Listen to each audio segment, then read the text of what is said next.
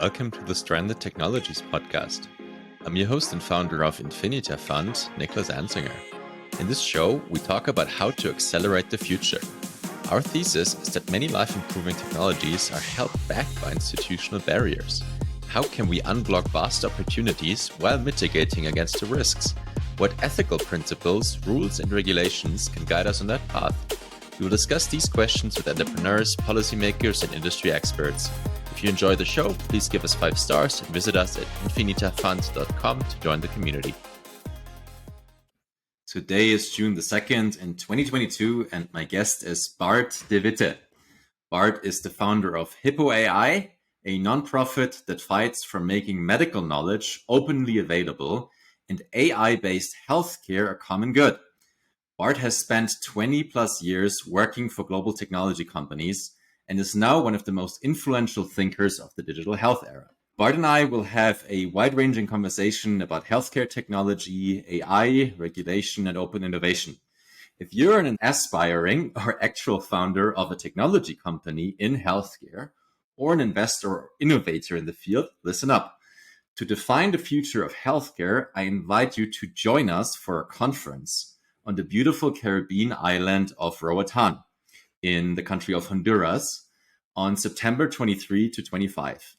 Go to infinitafund.com to sign up. I hope to see you there.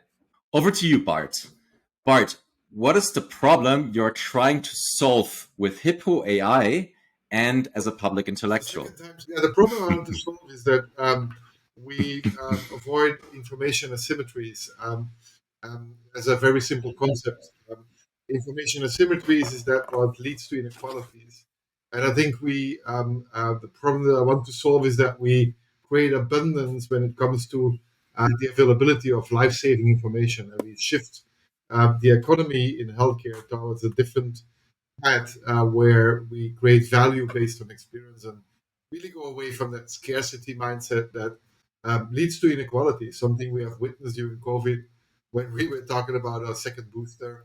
5% of Africa didn't even have a vaccine, or 5% just had a vaccine, but 95% didn't even have access. So I think we need to change this. And I think if everything gets digitized and data is the source where we get the extractions, which leads to knowledge creation and leads to innovation, then we need to see that that source is endlessly available in abundance and is not fenced by walls that lead again to the same system we've always been setting up, which defines then where you are born and raised, if you're going to get 60 years old or 19 years old. So the problem is inequality or inequity or lack of access to healthcare, right? Yes. Sort of, it depends on where you're born. One of the ways in which sort of that access will or that value will be created to people is through data. Data is kind of where you see as the key lever to solve the data is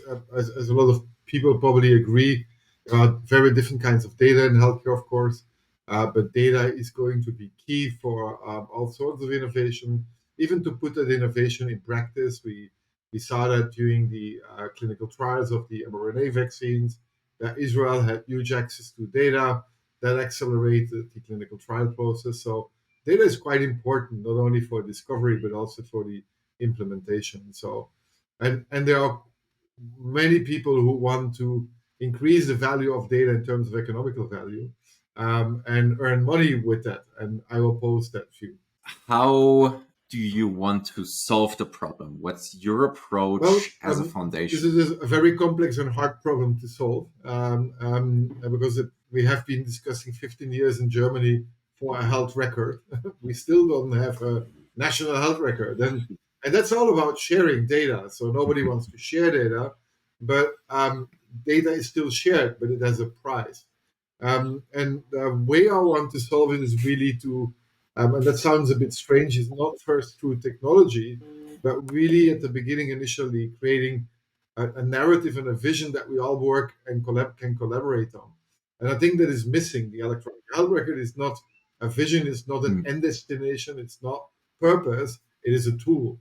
But what do we want to achieve with these tools? And I think nobody has really formulated that what we want to achieve.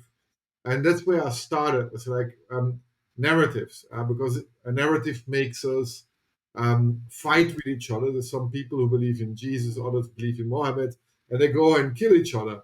And that's a narrative. And I think if we create narratives that allow us to collaborate because we have a joint vision that we want to work on together, then this is a really important step. And there are so many technologies out there in the last 20 years that I've seen where everybody was promising that data would be shared and there would be a data flow and there would be a health record. We as patients would get access. Well, these were all empty promises. And I've seen all these technologies being implemented and billions of dollars being invested, and we still don't have that system. So I really focused on why doesn't this happen? And I think it's really because of that failed narrative. And healthcare for me is a bit like Game of Thrones. It's full of kingdoms, and these kingdoms want to keep as much for themselves. And what I try to do with the narrative is creating a democracy in a world of kingdoms. And I think that is the approach that I selected is really bottom up democracy. And the way how to do this is that we use the right for informational self-determination, so that we means that we as patients always have to give consent. Even if you use an app or an application, you give consent for them to process your data. And we can do it the same way. We can, by campaigning, asking people to give consent. And by these means, we get data. And we don't get that directly from them, but we get it from institutions. And then we pull the data together. We use the money for the foundation to build large data sets, mostly based on a disease at the moment. We are focusing on breast cancer. And then we do something tricky because I don't want to just create open data and build a new kingdom. I'm not interested in kingdoms. So we want to create that data as open as possible. So I don't want to be a gatekeeper, but we define rules for that data. So we have a license model that is a copyleft license that says like, well, you are free to use our data. You can do and commercialize products when you use that data. But there was one trick here. But all the derivatives and extractions and AI models trained on our data needs to be open source. So we are connecting open source database licenses with open source software licenses, which there is no, and if someone is listening that say like, well, there is a license model, we didn't find any of the existing license model that exists. And I really would like to Creative Commons or others to take over that concept because I'm not really interested in governing a license. But that's how we want to do it. So we are testing this, and then we work with global communities, incentivize, and then create what we call global AI models that have that license that are then the basis for sharing. And then you can use federated learning or other technologies, but you're creating what we call then radical open ecosystems, which are based on sharing. I love that vision. I also like how you said democracy in a world of kingdoms. I also share that vision very much. I think it goes very much to the heart of what innovation is. Like the author Matt Ridley once said, innovation is ideas having sex. If these ideas, the abstract concepts, and the data is not openly available, there's fewer people that can copy and edit these ideas and abstract concepts, right? This way, less innovation is happening. So I would very much also like to see kind of a more open innovation system. To give a bit more meat to the bones, in a post on LinkedIn recently, you talked about the Human Genome Project as a great example of that world. Can you talk a bit more about that and why it's such a good Yeah, example for the that's kind of world quite we want like to see? that post I mentioned that there was now a company promising, we will have to see if they can deliver on that promise, that they will create or deliver a technology that allows us to do a full human genome sequencing for as much as $100. Now, if you know that 20 years ago, and probably most people know that to sequence that genome, you needed 2 billion. That was the first human genome project. It costed billions to create that first human sequence genome data set. And there was an open source collaboration where 14 countries and 24 research institutes collaborating, and they had principles, and these principles were, for example, every single day they uploaded their results in a shared environment, and they were sharing everything. Like there was a kind of a huge open source collaboration, which was at the end of the 90s, so the tools were a bit different. But then in parallel, there was a company, a biotech, who was doing the same, but he was patenting the human genome. So it's like, well, you guys can do this open source, but I want to earn money with this. And I'm going to patent the human genome. And there was a person called John Stolston in that Human Genome Project. They used 10% of that project, the budget, they used 10% for ethics, which is something nobody in a private research project would do, to really focus on using 10%. And they were so good in formulating why we should not patent it that it led to the situation that Bill Clinton and Tony Blair, which are not these persons that we know for being very social in their policies, especially Tony Blair, but they managed to agree that the human genome is not patentable.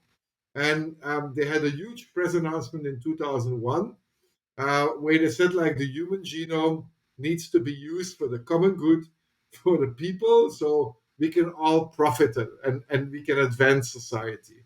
Now, I claim, and there are some papers there, that by making this a common good, that this is the only reason why it created a $1 trillion output, because it opened up the building blocks for others to work on, and now it led to the creation of a company that had 600 million investment, is now achieved that the price for sequencing went down to $100 because everybody could access that human genome and it was not patented.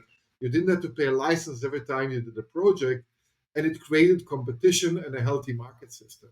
By doing and opening it up, I think that's the way how you can also look at data. You will create huge economical growth because a lot of people can access that. And I think access these building blocks allows you then to build things.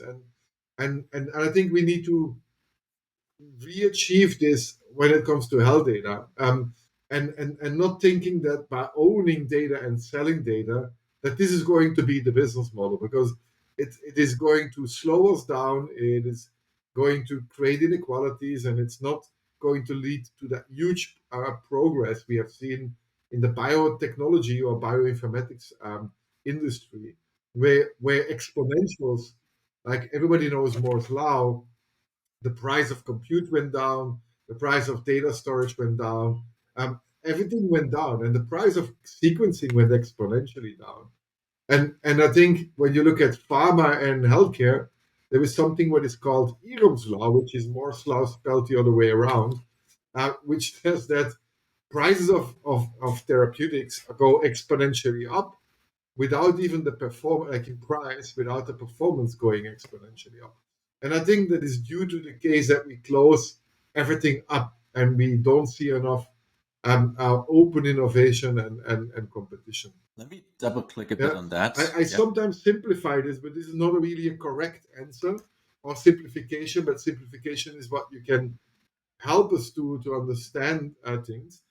And I said, like, imagine you would consolidate all health data of all humans into 26 letters, and you would call it alphabet, and you would patent the alphabet. And then you ask, are we going to create more printing companies? How do you call it? Publishers? Are people going to read more books? Are people going to write more books? Because every time I use the letter L, I have to pay for licenses. That doesn't make any sense. And if you look at the future of healthcare, this is about a language which is based on four letters, which is the genetic language, the sequences. And I think we should look at it in the same way as the alphabet and open this up so people can write books of life and create and innovate. And as you said, like have sex and innovate. Ideas, yeah. People can have sex too. I couldn't agree more. I I agree that IP law, oh, it seems to me a big problem in that story, right? So, we were working on one of the most important discoveries or technologies that we probably experienced in our lifetime, and we fortunately created huge economic value by having it open.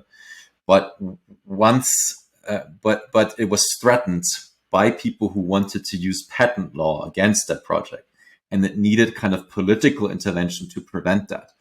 Is that a common story, right? Is that happening? Is that the reason that other innovations where that political innovation didn't happen is kind of undermined? Is that something that you've seen or experienced? There is a lot of misconception about opening things up because um, policies are mostly focusing on legislation periods which go 4 years or 5 years. So politicians don't interest are not interested what happens in 10 years. We see this with climate discussions, which how hard it is to think in 10 to 20 year cycles. So it was quite unique that they managed to get the human genome open source. The other big invention, which I call, which was open source, is the internet. Like there was the open philosophy of the internet, came out of open source. We had the TCP/IP protocol, which was an open source protocol, HTTP protocols. Everything was open source, and even the web servers that allow us to build the internet in a decentralized mode ran on Linux, which was open source. I claim that without open source, there would be no internet. Mm-hmm. Like, it wouldn't not have scaled because everybody could Mm-hmm. start an internet provided service and start hosting an IP server and connecting this and earning money with it. So um, we have seen this with the internet. We have seen this with the human genome, but with the internet, it was actually an accident because the internet was created by the government. It was designed for when there would be a nuclear war that we still could be able to communicate. That's why it was decentralized. But it was an accident that they opened it up. I don't think there was any strategy behind it to think this is going to advance society because there were so many politicians now to try to control again Mm-hmm. that freedom and real democracy in terms of communication and connection. So um, My point was that in that story, and there's probably many stories we don't see, the problem could have been what could have undermined the Human Genome Project is okay. patent law, right? So, or generally IP law seems to me, or that's would be my theory, is the problem, right? Most people think IP law is necessary.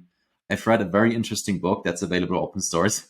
It's called Against Intellectual Monopoly by Michel Boldrin and Daniel or David Levine. And that really quite convinced me that IP law is not a good idea on a first principles basis.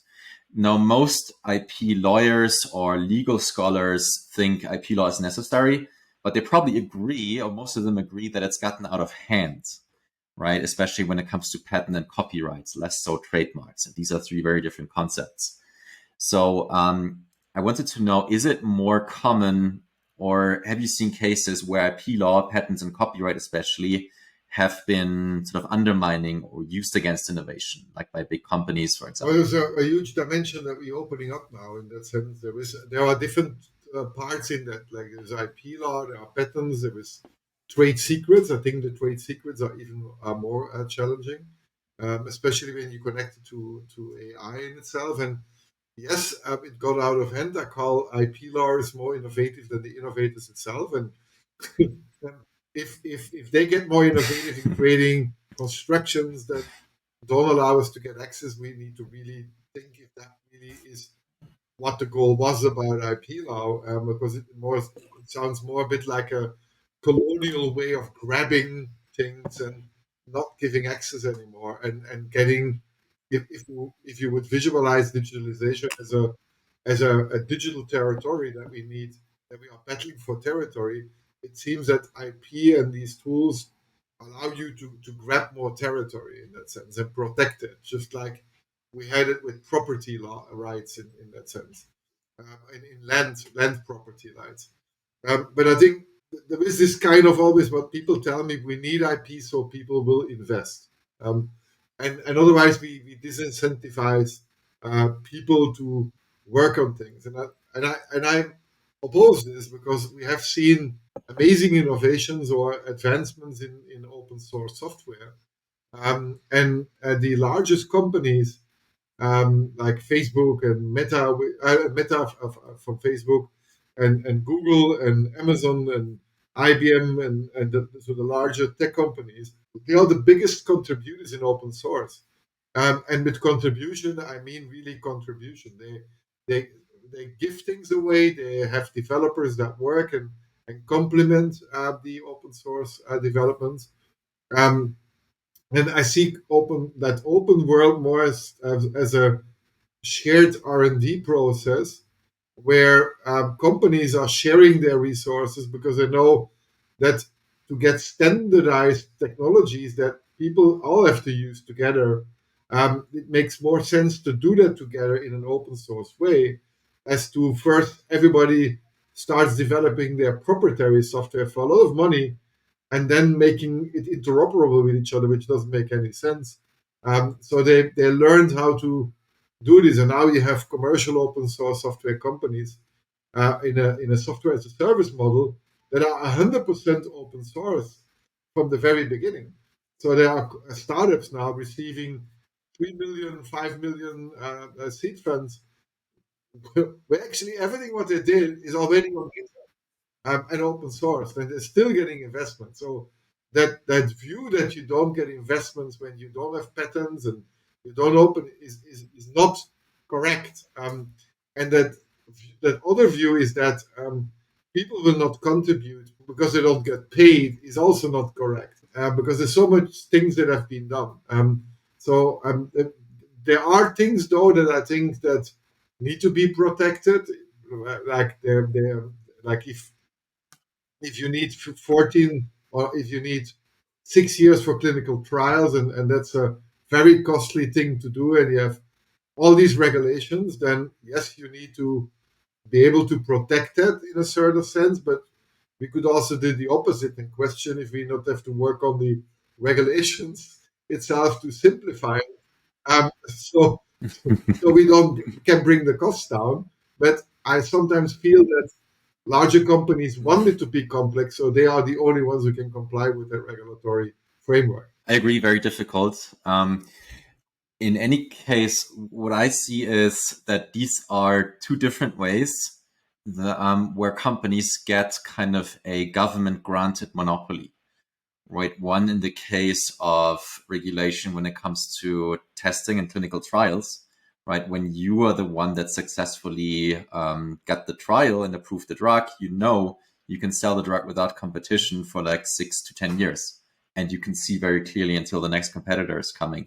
And similar in IP law, especially with patents and copyrights, you can kind of claim a first use of an idea, right? So I had that idea first. I don't know. I saw the human genome first, and you can't use it anymore.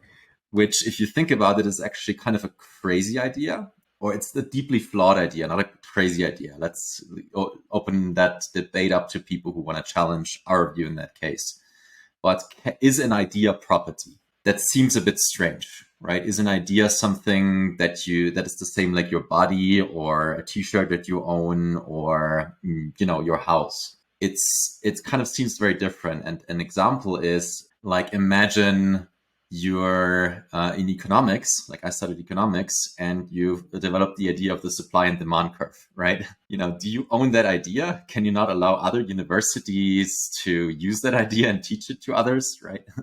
And also, what do you get paid for? People don't pay you for that idea. People pay you for teaching that idea, right? So there's kind of this flawed concept that it's the idea that has value, or the idea that it's kind of a property that you can claim. I used to work 10 years for IBM, and IBM was in total of the number of patents the world leader. But there is this internal program for IBM employees is that if somebody has an idea, we have to write it down, and then, and then you can claim the patent, then you are an innovator. So there is this incentive system within IBM to let everybody share or think about ideas and how to do that, even though they never have developed an end product. But it's important to describe your ID and then claim that patent. I think it is not so black and white as you describe, but I think yes, really have to watch out how far you go with protecting things. Like if you have an organization pushing for all employees to have IDs and write them down so you can have a catalog of patents and then claim you have all these patents while it's never been your core focus as a company, then this is nonsense. Like that this is kind of Oh, abusing that system. But if you then look at the war that happened between Samsung and Apple on the phone basis, then it was patents kind. It was a huge patent battle, huh? And as you mentioned, like patents are used by large companies to defend their territory. And if you look at it that way, that it is only serving the larger companies it is only serving them to kind of protect what they have, and then you have a very different view as um, that the original idea is about the innovator that is really creative and has an idea that he wants to protect. So when he approaches a company and wants to sell his idea, that he gets money for it. That is not the case anymore. If you know that case, TerraVision was a startup here in Berlin, and that was beginning of this century. Like they created a new model to use satellite images and then zoom in with a very fluent rendering system. And and it was demonstrated on the World Expo on the German stand, and it was actually Google Earth. So they had used satellite imaging and then 3D rendering tools to so you could zoom in from the globe and then zoom in on the street level. And they patented that way, the methods, how to do this. And what actually happened is that they were a bit like there was no venture capital at that time in Germany. They worked with the Deutsche Telekom. They used a supercomputer um, that they got financed by Deutsche Telekom, but Deutsche Telekom didn't understand what the potential would be for such a solution. And then they went to the US and talked to the guys from that the brand of that supercomputer that they bought. It was, I think it was Silicon Graphics. It was the computer company. And the person from Silicon Graphics questioned them so hard that the developer was so naive to tell how they actually solved the problem in the rendering technology, which was quite complex. And then the guy from Silicon Graphics copied that and then sold that innovation to Google, and that's how Google Earth was created. And it was actually a copy. And then it was the German startup TerraVision went and later they had conversations with Google because they said, hey, we have a patent on this. They had, I think, years conversations with Google. And then suddenly Google didn't answer on their emails anymore. And they went for a lawsuit. And although they had the patent, first, they could not um, um, um, check because you cannot dive into the code and the algorithm if they really used the methods. So Google claimed they used other methods, and which was definitely not the case in that sense. And there was then later an audit. They used the same methods, but then what Google did is they founded a research paper of somebody who wrote from Stanford already prior to them having the patent something similar in a paper, which was not the same method, but it was something similar. And then they said, like, well, it was public knowledge anyway. So they lost the lawsuit, TerraVision, against Google. And of course, Google came with an army of lawyers. And then, yeah, it's quite difficult to win these kind of cases. I want to give a different example from sort of the world of startups and VC. So, a very easy test to see if someone is an amateur or not is, when in our culture, when someone says, "I don't want to tell you my idea," right, because I'm afraid you're just gonna steal it from me. That's a sure proof way to spot an amateur. Why? Because in the startup world, we know that ideas are cheap, right? So every VC that's larger probably sees 10 different companies that are working on the same idea that often don't know of each other, right? That means there's probably hundreds out there who have the same idea but just didn't do it, right? So, the idea that the idea is something that you can patent is kind of strange, right? So imagine you have kind of 100 people that have the same idea. You have one person that knows very well how to use patent law to kind of get ahead in that competition, right? And this is kind of a very it's creating an incentive to know patent law very well to benefit yourself, instead of what was the original idea, kind of to protect the inventor or the ideator, right? Definitely, and I think there is next to patents, there is also the IP on, for example, databases. And I wrote in my newsletter last week. I attacked a bit one of the VC venture builders here in Berlin because they published a paper or an article online where they said like why it's important to create IP on your algorithm. And in that whole article of that VC venture builder was never written that it was important to become a successful company or to be successful in your strategy. There was nothing written about how IP is going to make you successful. It was only written in that sense that assets that you can then evaluate. That reminds me that most of the VCs are like not all of them, but a lot of the VCs they have this mindset of creating as much assets as possible, but they or have failure in mind because when that startup goes bankrupt, they still can evaluate these assets and sell them, which is the database license or the AI model in itself. So there are assets to sell.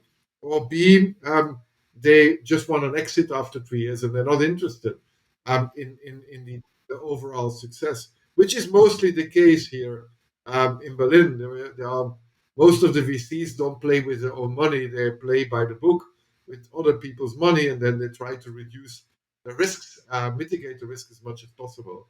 What you see now and what you witness is that a lot of startups in the AI space are actually spin-offs of hospitals or that take a data set out of the hospital, which is really valuable, and they spin it out. They put some kind of algorithm method on it and create a user interface around it, and then they sell it.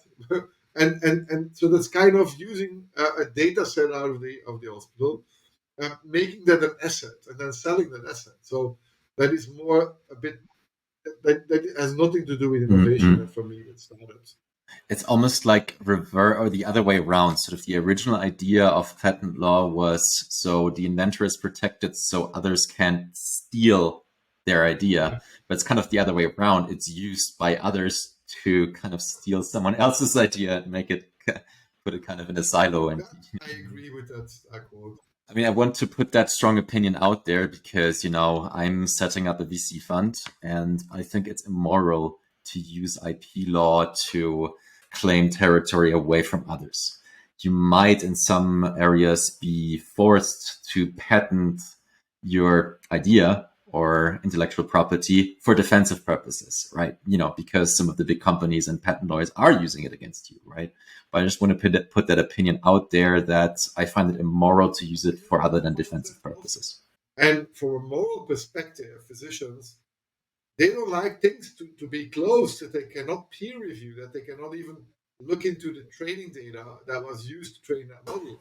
And that is so crazy that people think that they will become successful going into healthcare with a tool that is a black box, not a technical black box. Because yes, AI has that technical black box problem, but mostly you can even not approach the technical black box because there is a legal black box around the technical black box that doesn't even allow you to go into the technical black box. So and then they think they can that they will these physicians will interact, and interaction is based on the currency of trust, and a physician will never trust a system which he cannot scrutinize scientifically to see how that was trained, what kind of data that is. And there is one thing that you cannot copy or patent or buy, and that is trust. And if you don't are able as a company, as a startup, to build trust, you will not scale. You see all these failures of startups because they are not trusted within the physician community. And then you have even worse VCs going on stage telling that they will replace the doctors by AI solutions. Okay, that's not really a trust building way to go forward. And I think that there is this huge misunderstanding that we need to copy business models and morals out of banking, where I'm okay with neobanks using these models in a certain sense, and then start applying this into healthcare, which is a very different. This is healthcare is not banking. Healthcare is not real estate. Healthcare is about human lives, and there is so much morals in healthcare that have been built up over the last 2,000 years that a lot of these entrepreneurs don't really understand. Yeah, that's a good segue into a discussion I'd like to have with you about ethics. So, what is the ethics of Hippocrates, and what do you emulate for your own personal ethics or professional ethics? And what is an abundance mindset? Yeah, well, ethics. I went before I started my Hippo AI Foundation. I did quite a lot of research and readings, and there are quite a lot of different things that came together. At first, I read quite a lot on Hippocrates, um, who was actually the godfather of um, the ethical framework for medicine. So in the original ode, he wrote that physicians are not allowed to economize their knowledge, and they should always share it for free with their peers. So it was kind of an open source mindset in that original ode. And that open access, because in science you call this open access, mindset led them to the creation of other open sciences in the 16th, 17th century. When we got the Enlightenment, then the sciences of medicine actually were kind of the basis for other sciences, and that philosophy and ethical mindset that you publish your knowledge openly in journals or in papers and share that came out of the medical field. And open access is something that is very ethical to advance society. And that's ethics. Like closing and building up walls is not ethical. Like if you look today how a few publisher companies have built walls around publications that were funded with tax dollars or euros, were written by scientists who never got paid for writing it, and were peer reviewed by others who were not paid for it. But then there are companies that are telling, hey, I have this brand called whatever Nature or whatever it's. I don't want Nature is a nice. I like to read Nature, but like there are different brands out there, and it's like if you want to get published, you need to do this with our brand, and then they ask $40 for getting access, and that means if you ask $40 for accessing that paper, that you exclude all researchers in low and middle income countries to access that knowledge. So you kind of defend and build a wall in the Western world or in the richer countries to allow others not to access that thing because these universities in the countries cannot afford it. So it was no surprise at all that the InnoSci Hub, which was an illegal website that where you can download all the PDFs and research illegally, came out of Kazakhstan because these researchers could not afford to even get access. So that is already the main framework for where my foundation is going to is like it is. I don't think it's ethical to have public funded research and closing that down, or is it ethical to have data that is extracted out of our human bodies to do that in the same way that you give others access to the data that want to do research and others don't, depending how much you can afford and pay. I don't think everything that Yeah. we know, what you know, and what researchers know is based on the knowledge of others. Like the sense that you are the innovator is completely nonsense because you always have learned from others, and you were only to be able to get that far because you had access. access to knowledge. And that is one of the main um, ethical frame like parts that we use for the Hippo AI Foundation. Next to, of course, part of the ethical frameworks that are out there in terms of your data should not be biased, should not be discriminatory. So we want to build up global data sets which are biodiverse. Yeah, I'd actually like to challenge you a bit on the idea of ownership of data. What it seems to me that you're saying is that data about ourselves is something that we own, kind of that's extracted It from is, our I don't body, say it is right? owned, I say it is extracted out of our bodies. The challenge that I would put is, or I think what many people misunderstand is, so data, I come from the industry as well, right? I worked in analytics and data science. Data to me is structured observation, right? And I choose these words very carefully, right? So the data is not who is being observed, right? So data is Bart, you know, male, bought a sandwich, is friends with Mary. These are data points, right? But the data isn't you. It's kind of the recording or the observation of that data and kind of writing it down, right? Another way of saying is sort of imagine Sally draws a picture of Bart, of you. Sort of you wouldn't say that you own the picture, right? So it's Sally who made that picture, that recorded or produced the data. But you can Like she's the owner of the picture. So I think the debate should be You kind have of to give a consent. Nobody in Germany sorry. can take a picture of you and then. Exactly. So the debate is kind of about what are the rules for consent. Is it okay if she draws a picture of you? Can she share it with someone else? Right. So, we have a notion of explicit consent that seems to me, in many cases correct, but also sometimes going too far. Right. So, when you're out in public or when you go to a restaurant, and somebody sees you, right, and tells you, hey, Bart has been there yesterday, which is a data point, right? You don't need to explicit consent to tell your friend, hey, I've seen Bart in that restaurant yesterday, right? The single data point is not the issue. It is. I use in my keynote a scene where there was in South Korea this really weird television show where they invite people who have lost someone in their lives and they want to meet that person again. And to do that, they collect as much data of that person that they see. So they take pictures, videos, voice recordings, and they model that data into a 3D model avatar that talks the way of that person, that moves in that way, and that looks in the same way in a 3D virtual reality. And then in television, they show then how that person meets then the deceased person. And then there was a scene that I always show about the mother trying to grab her deceased daughter that she hasn't seen since that accident where she lost her daughter. And I show this to show that data is not just data, because data in that scene, and when I show that to my audience, everybody is silent and some people start crying because it's so emotional. And then you notice that data is not just data anymore, because this is all phenotype and not genotype data, but like they were able to reproduce human life in a virtual environment. And then you need to ask yourself the question, okay, we are moving away from that.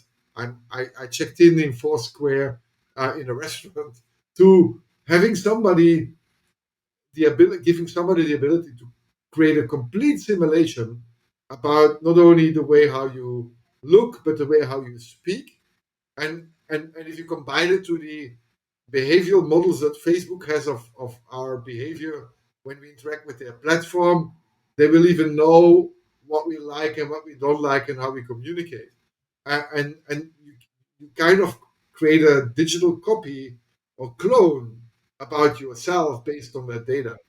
And I think we are moving, because of the technology getting so powerful, we are moving towards a world where that is even possible by collecting all these data snippets and then creating something that is you but is not you. And then you need to talk about who owns that model that is a simulation about yourself.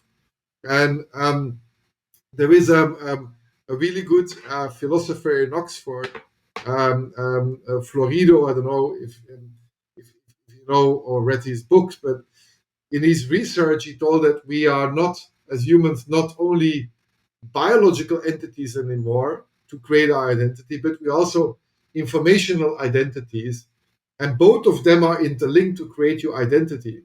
So it is not, you is not only your biological self anymore, it is your informational self, and these things are connected. And I think we need to discuss, if this is the case, that these things are connected, who can own that? Because if there is in our fundamental rights, for example, there is in Article 3 written the right of integrity, talking about morals, that nobody can own you, like slavery is not allowed, but you're not allowed to create a clone out of yourself, which is a replication about genetics that is written in our fundamental rights. And there is also written that you cannot use the body and parts of the body for economical purposes. So you're not allowed to sell your organs or your eye or your kidney. Otherwise, people would start selling this. So I question if this is the fundamental right in the analog world. Do we need to shift that kind of thinking for the informational self to that digital world and connect both fundamental rights? Yeah, here's where the lines get a bit blurry for me, right? So to stick with the Sally example, what seems to me the case is if you've given consent that she's fine to draw that picture of you, Sally owns it, right? So she has some kind of copy of you, a bundle of information that represents you in some way or form. But what would justify you to say that you're the owner, Well, not Sally? that's one, like, you're not allowed even when you give consent for otherwise, when you die and somebody used to do the organs, nobody can claim money because of it. There is no ownership. Like, it's different. I don't claim that we own data. Huh? I think we need to. For me, it's the economics behind it that is difficult. Because if you start allowing people to sell that and manage this, and I think Facebook is a really good example on how we gave consent, but never understood what we gave consent for. And there is, before consent, there is the word informational consent, or you need to be informed what the consequences are. And this is mostly not the case. I just read that Meta just gave an update on their privacy policy this week, and it's so complex that you hardly understand it. And there were lawyers now and scholars who deep dived in the policy framework, and it's even worse than before. Because of course, if you go into the metaverse for Meta, they need your whole biometric information to create an avatar of yourself. And Facebook want to own that avatar. So when you go into that metaverse, you give all your data, but you don't own the replica of yourself. And I find this really challenging, because that means if I die, then they can create a business model. They say, like, hey, dear fellow family members of Bart, you want to talk to Bart, but here is the case. Like, we own Bart. He's not existing anymore, but he gave consent. And I think that these consequences are things what we don't even realize what these consequences are. But it's definitely going to be a violation of the right to integrity, which is a very important fundamental right, which a lot of people don't understand anymore. I'm not sure you're violating a fundamental right of integrity. The debate for me is about consent. But just to give you an example, and feel free to challenge me, I had a very different reaction than most of my friends, most people who saw the movie The Social Dilemma.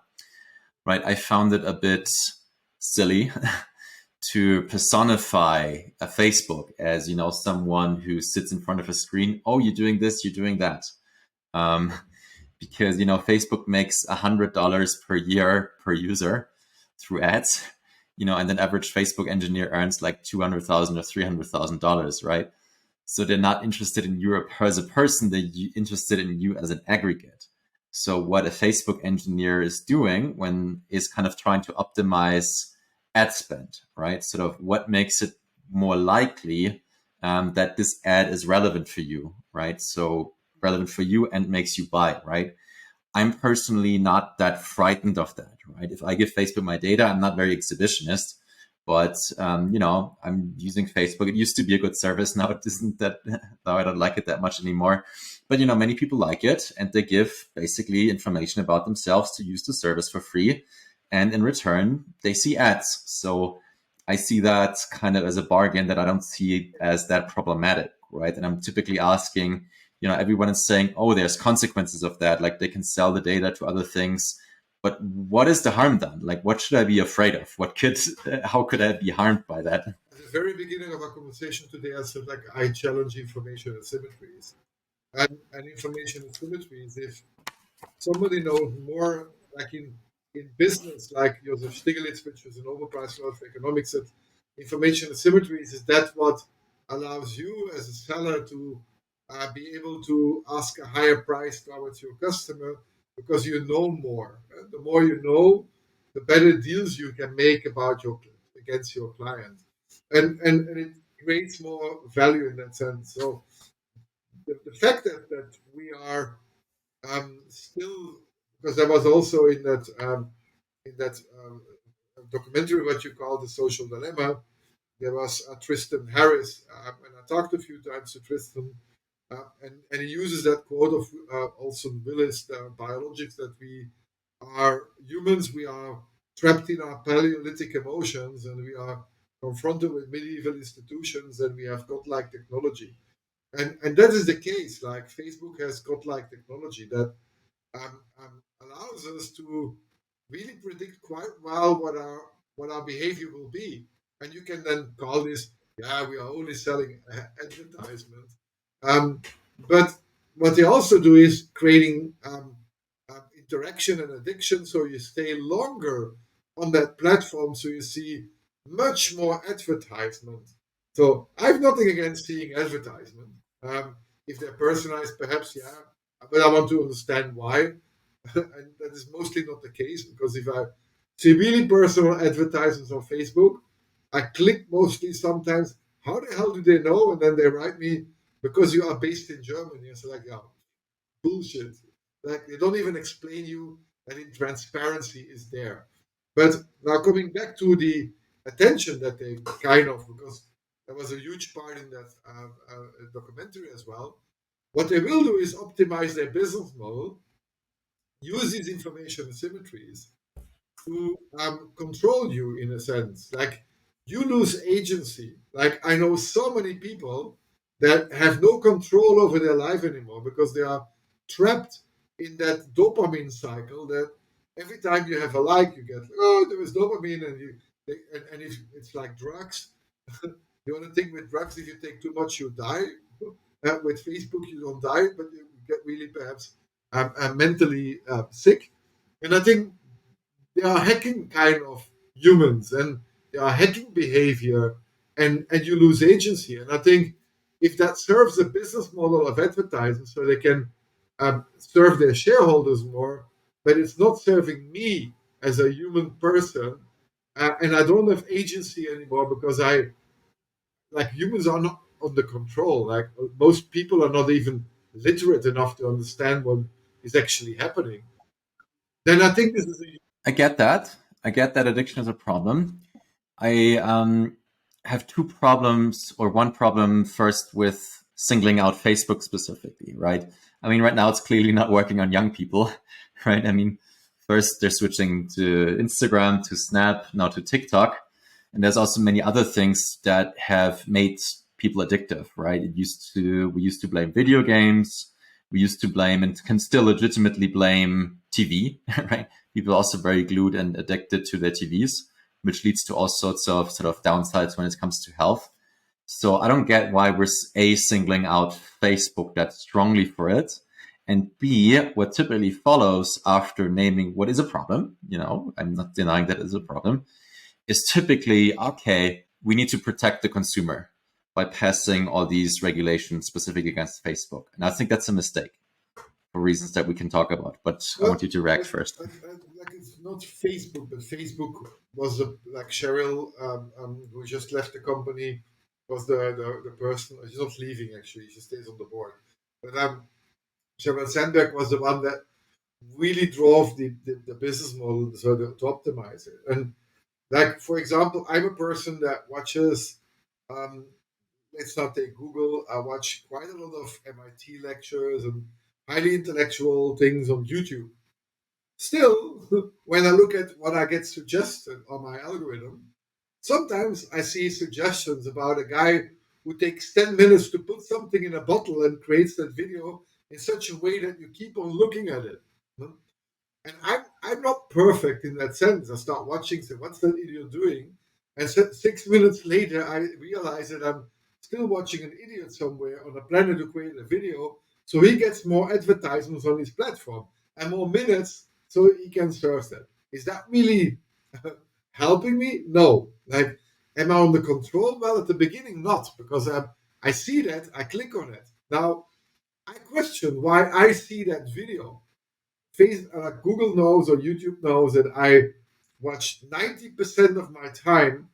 I watch or 80% of my time. I watch lectures and talks and information that I consume, and 90% of the others I watch kite surfing and snowboard movies, and then 1% I fell in that trap. Still, that is being suggested quite a lot to me, and I say like, why the hell do I get that information? That is not serving me.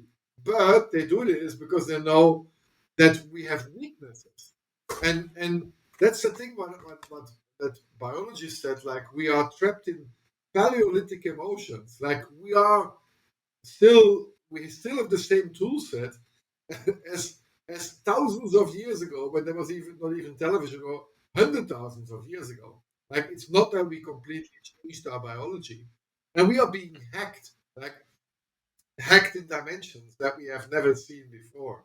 Our voting behavior hacks the way how we think about things, and like for example, I give you another challenge on news feeds. The things that you want to see, like that was for me now the YouTube feed, but with the news feed, that is quite dangerous. That you know how you can hack someone to see to let him see things that perhaps change his behavior, and you have no insights, not at all, why this is being presented. Like I don't get insights in the data they have of me.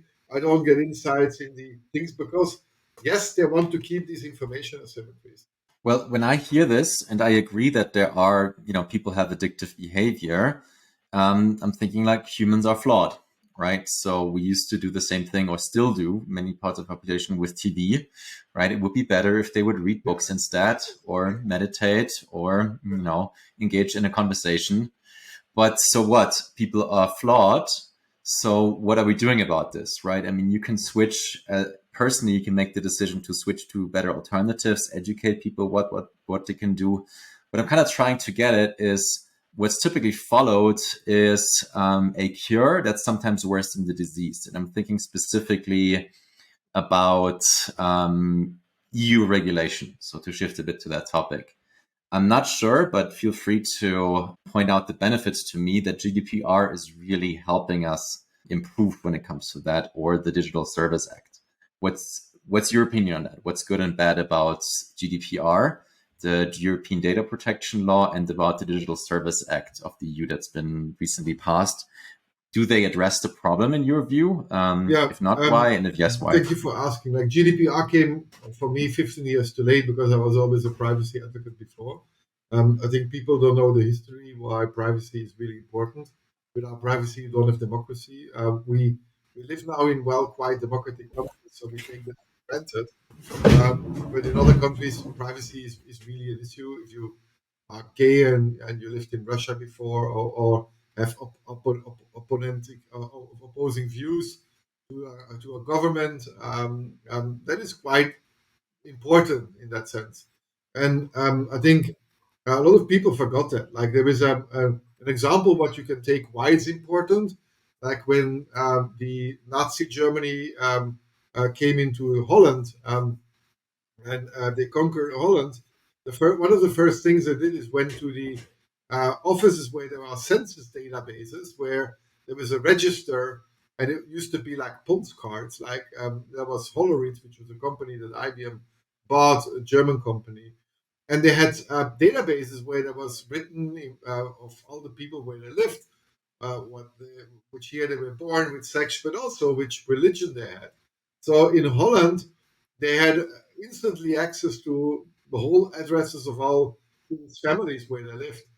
And in France, before the Nazis conquered the north of France, a lot of people destroyed these databases. And the difference is that in Holland, three times as much people, Jewish people, went deported and died because there was somebody who used that power and to kill people.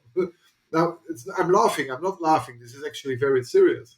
But this is in France the opposite the case. People destroyed it, and I think we need to think that history will always repeat itself. It's very naive to think that, well, everything is fine and we can share this and we can allow these companies to have and collect that kind of information about us. Now, we don't need today. We don't need a register where it is written what kind of sexual orientation I have. That Facebook knows that. Facebook can have you typically boxed into these things and quite accurately. They know if you are depressive or not, because every time if you go in the night, opening up every second hour your app and you start doing things and you don't sleep, they know these kind of things. So they know 100 times more at that time in Nazi Germany. And I think that is quite problematic. This is not about advertisements anymore. This is about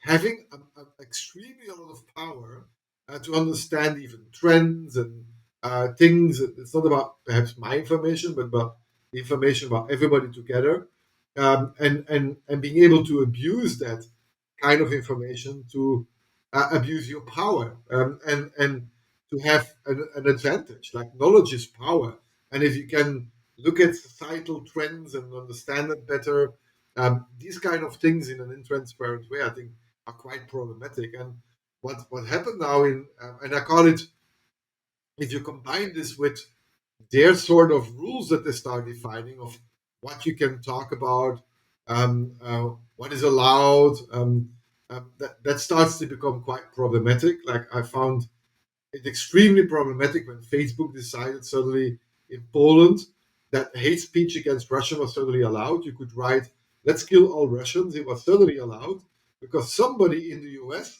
pulled a switch about what you can say in Poland. So if you don't think that is problematic, I think we need to really re-educate our people. Yeah, that's not at all what I'm saying, right? What I'm saying is not that these things aren't problematic and there aren't these risks of abusing having access to your data. I'm just saying, or it seems to me that the cure is not the right one, right? So what I think is very typical in regulatory history, and I posted about this on LinkedIn, is you can't make rules just for Facebook or for Google, right? You have to make rules for everyone. And it's easier for Facebook and Google to follow these rules. So what they're doing is kind of fending off their competition. So we're kind of undermining other ways to create solutions for these problems by sort of imposing regulations like GDPR and DSI. Well, DSA. I don't think there was a huge claim. There was Max Krems, who is a lawyer in Austria, who sued Facebook, and he won that case. So um, Facebook violates GDPR. Like they managed, and you can Google that up. Like Facebook is not compliant with GDPR. They managed to get in that constant term, find a loophole, and that's what I agree with. Like they have tons of armies of lawyers and legal advisors, and can find loopholes which smaller companies can't do. Like so. But even now with the new Market Service Act that is not in action yet because it needs to be signed by the end of the year, and it will take 2 years or until it comes into local legislations.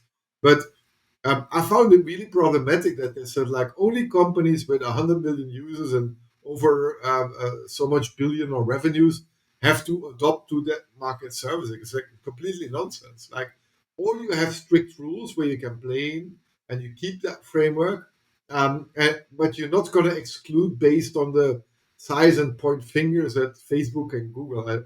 I don't think that makes sense. Like to focus on these companies. But I think what I do like about these regulations is that they defend values and rights. And I think I don't think I think it would be very naive that without regulations, uh, these rights would be defended. Like when Google and Facebook started, I think Zuckerberg was very loud on calling privacy something that is dead. Like he was openly telling that privacy was dead, and I don't. And that was a free, unregulated market during the time, and still he was like, yeah, we need to share. Like it's all about sharing. He created a narrative that people believe that they are such a good company that it will all make the world better, and we start sharing. What they didn't say is that they didn't share, like that they collect but they don't share, and start building information asymmetries to use it against our weaknesses. And that is a bad deal that we made. It's the same thing that I had a bad deal with when I first, and that's why I'm so active on this. I was part of the quantified self movement in 2009. Gary Webb was the initiator in Silicon Valley, and then at the beginning we started collecting data about ourselves using Excel sheets to do so, and we had meetups to share what we were collecting, and we had full agency because we owned our own data, and there were really weird projects. Like there was a guy who collected 3 times a day how he felt, and then he made a list of all the people he was in communication with during that day. He tracked it for a whole year, and then he correlated which people had a really bad influence in his mood. And then he canceled friendship with these people, and then tracked him for another year. And then he said, like, "Hey, I'm feeling 30% better." And that was at the beginning of quantified self. So there is a lot of things you can learn out of data. But then these companies and startups came that start applying these methods and wearables, tracking each other. You can even track if you're masturbating or not. No, we don't see that in our app, but based on the sensor data, you can do that. And what happened actually is that I had the first tool that I used was Zio, which was a startup. I think it was founded in 2010. That I had to wear this thing wearable about my head that was tracking my sleep. And then I was every day, single day, giving information to that company. And then they went bankrupt. And that was the moment I asked question, what is actually happening to my data when they go bankrupt? And then I read this in the terms and conditions that the assets that they have, which is the data that is protected by the IP database, are being sold to 50 different data brokers. So my sleep, where I was sleeping, how long I slept, and everything else was sold to data brokers. That Facebook did the same thing. They started selling data, sharing data. There was no control anymore about who you sell that to. And I don't think that I signed up for that when I was tracking my sleep. Yeah, I still signed up because I didn't read and understood the whole privacy terms. But they abused that in that sense, just for the investors to create as much value as possible. And I think that is not informed consent. That is trying to create power asymmetries between users and the companies, and it is not beneficial. And then I had the same thing with 23andMe. I was so naive. I used all these things at the beginning, and every time my trusted relationship got broken because they changed the business model from me being the customer to me becoming the product, and I had huge issues with that. Yeah, I don't want to give the impression that I'm against regulation. I'm not. Like, especially, good regulation against when it comes to explicit consent, when it comes to liability for damages, all these things are very important. My issue is more with how the incentives, how these regulations come about, right? So I think good regulation is much harder to get than bad regulation.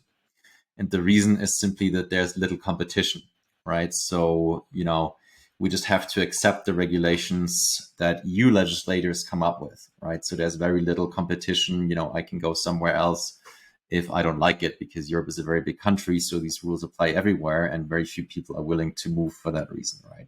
So I would like to see is a bit of a more open and more permissive regulatory environment where people kind of voluntarily say, "Hey, I'm adopting this regulation," right? If this, I adopt the Hippocratic Oath, I stand by Creative Commons, I stand by, this kind of agreement, and then we have kind of a reputation market that makes us select for the companies we trust. If we know this company is adopting these regulations, Facebook is kind of going sort of voluntarily with these very strict standards, then people can opt in or opt out depending on whether or not that makes them trust Facebook more or less. Well, I think Any reaction on that? I don't agree with all the regulations that are like. I think the regulatory framework gives an opportunity, but it was, as always, it's a compromise, and compromises are never good. Uh, it was definitely lobbied by big tech. My aim was to say like, okay, let's. I don't know if you know the concept of core and complements, which was an economic concept on why open source was created. That you by open sourcing a complement, and a complement, for example, if I'm a restaurant, my complement would be the ingredients that I need to create food or dishes. So it's not my core business, but I needed to be able to do what my core business model is. Like if I'm a car producer, my complement is oil. And that's what open source creators did. So like, if I can commodify or create a common good out of my complement, then I will be able to sell more in my core. Because if you lower the price of your complement, uh, customers will be able to expense more on the core. And so that means that a thought exercise. Imagine you could Mm-hmm. create a law that all 3D printed food needs to be open source. You probably solve hunger, and these you will see more restaurants later because the price of food will go completely down. As an example, and you will create more competition. You will create more market. You will create more growth and all these things. Now, I thought like with AI and data, what is the core business model of these big tech platforms? If you now equal data to capital, which is the case, data is commodified, um, then you allow data accumulations to follow capital concentration. Now, I'm not an anti-capitalist, but I do have a problem when capital concentrates, and that concentration is used for power. And then through merger and acquisitions, you consolidate data. Like Fitbit was bought by Google, Roche bought Flatiron for 2.1 billion. So the more money you have, the more you can start building and buying these companies, and you consolidate. That means that you have so much data that you always will get an advancement, a USP out of that, because you can create better algorithms, you can train better solutions in that case, and that means that this is this is not fitting to the European model because we have 27 markets, we have GDPR, we are slower, and it doesn't make sense to allow a company that first builds its products in the US to enter the market and allowing to play their USP, which they do, because they have really great products coming to a market, and we cannot grow and scale these companies in such a sense because each market has different rules. Even though Mm-hmm. so that's why we need the European legislation, but it's still uh, the role of the country to implement that legislation. So my advice was to Mm-hmm. if AI and data is the USP, the core of Google and Facebook and others, why don't we make it a complement in Europe? So why don't we create data commons and AI commons and make that a common good so our European companies can start concentrating and make their core something different, which perhaps creates much better user experiences because you suddenly don't have to expend that much on the data collection because it's shared R&D, and then you move up in the value chain, and you're going to focus on I really create amazing brands, amazing experiences, something that is higher, perhaps upscale in the experience as the others, because you have less cost. And that would have been a really nice regulation if Europe would have the guts to say, like, hey, for example, in healthcare, AI needs to be always open source, and data needs to be shared as a data solidarity concept. And that would have been bold because that would create so much opportunity for startups and others to play in, and it would have attacked the core business model of these larger companies. But I try to push for this in an agenda, and I did quite a lot of work to let people explain this. But um, then there was politics involved. It's like, no, we need a transatlantic market so we can create this large market so we can compete against China. And you get all these kind of nonsense political discussions. It is a fascinating discussion. There were many things that you said that I would like to double click on. But in the interest of time, there's one more topic I'd like to cover, which is AI in healthcare. Can you say what is the overconfidence problem in healthcare? Yeah, that's one of the biases that is out there. Overconfidence is when physicians are really, really, really sure about the decision. Like if you would ask them, like there are papers being done that where they ask physicians, "Are sure are you about the diagnosis you made?" And then of the patients that died afterwards, they did a biopsy and they found out what we call the ground truth to say like, why did he really die? That those who were extremely sure about their decision were the most who were wrong.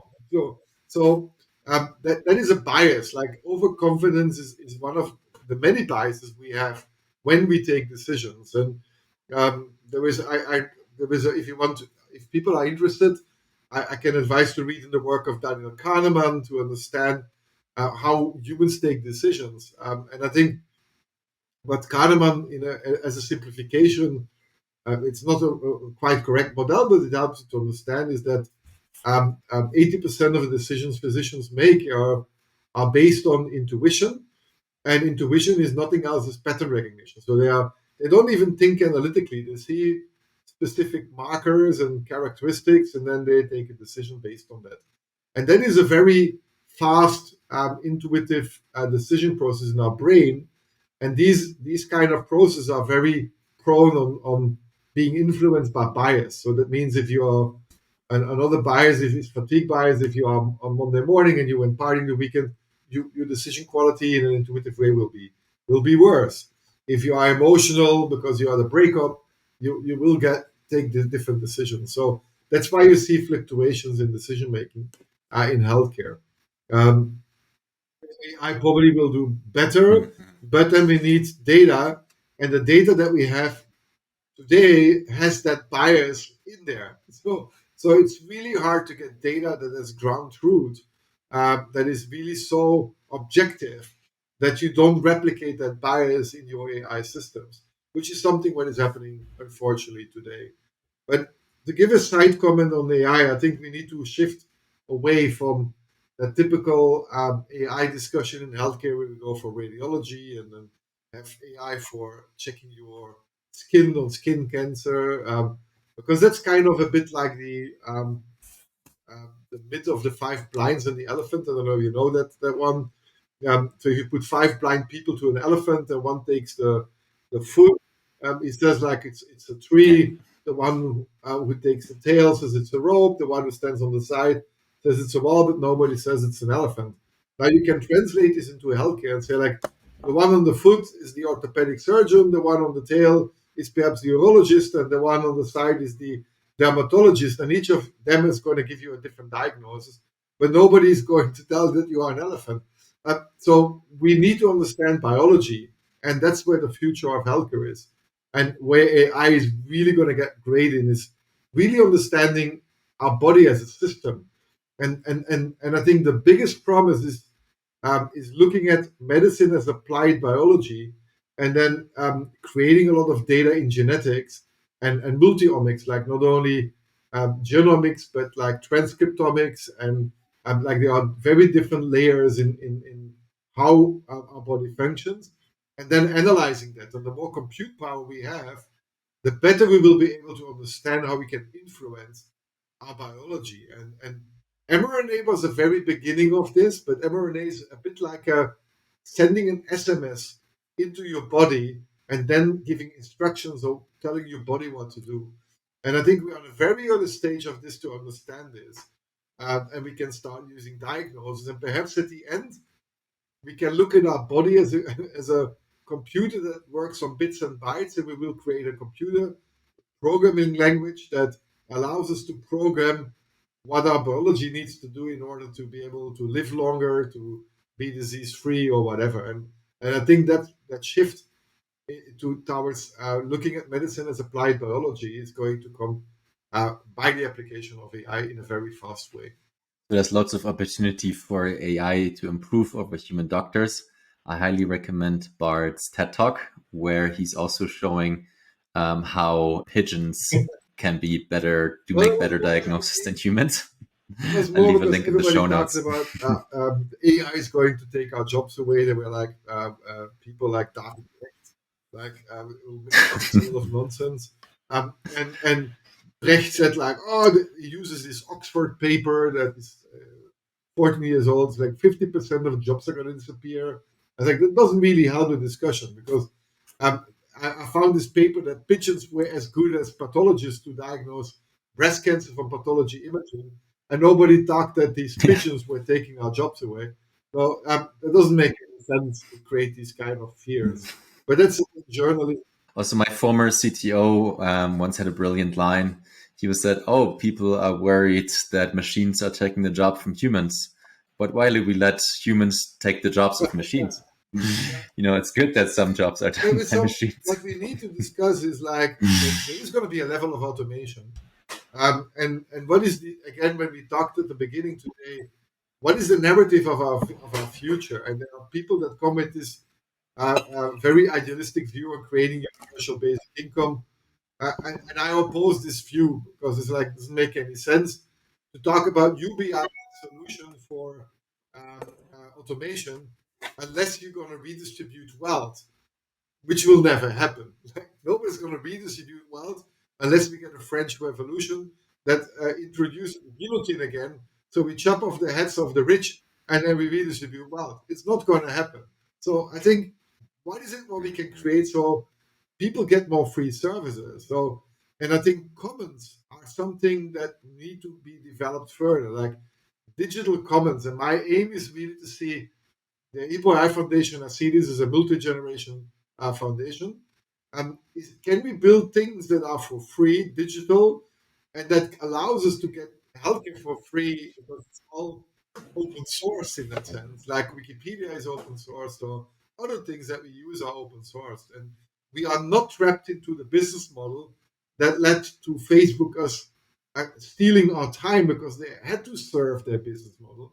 Can we not use these technologies to create things that serve us, humanity, and serve our children instead of always thinking in these opportunities that are creating extreme power asymmetries at the moment?